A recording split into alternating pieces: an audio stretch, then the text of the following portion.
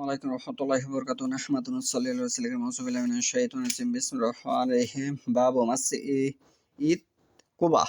আজকের বক্তব্য বিষয় হলো কুবা মসজিদ সম্পর্কে আনছে হাদিসটি সহিহ বুখারী প্রথম খণ্ড পর্ব 20 অধ্যায় 2 হাদিস নম্বর 1191 হাদিস নম্বর 1191 আন নাফি আন্না ইবনু উমর রাদিয়াল্লাহু আনহুমা কানা লা ইউসাল্লি মিন জুহা ইল্লা ফি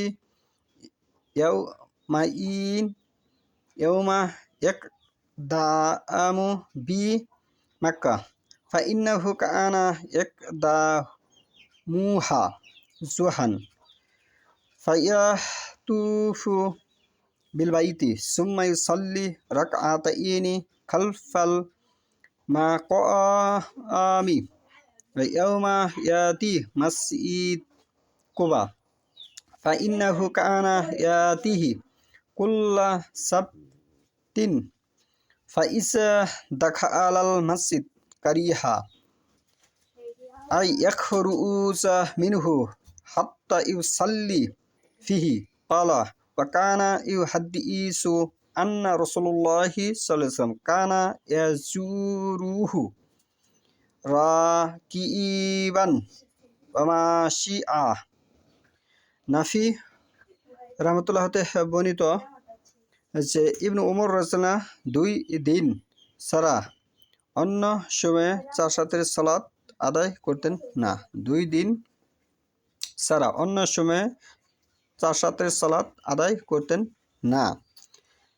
যেদিন তিনি মক্কায় আগমন করতেন তার অভ্যাস ছিল যে তিনি 4 রাকাতের সময় মক্কায় আগমন করতেন। তিনি বাইতুল্লাহ তাওয়াফ করার পর মাকামে ইব্রাহিম এর পিছনে দাঁড়িয়ে 2 রাকাত সালাত আদায় করতেন। আর যে দিন তিনি কুবা মসজিদে যেতেন তিনি প্রতি শনিবার সেখানে আগমন করতেন এবং সেখানে সালাত আদায় না করে বেরিয়ে আসা অপছন্দ করতেন। সেখানে সালাত আদায় না করে বেরিয়ে আসা অপছন্দ করতেন। নাফি রহমতুল্লাহ বলেন, তিনি ইবনু উমর রাদিয়াল্লাহু হাদিস বর্ণনা করতেন যে আল্লাহ রাসূল সাল্লাল্লাহু আলাইহি ওয়াসাল্লাম কুবা মসজিদে জিয়ারত করতেন, কখনো সাওয়ারিতে কখনো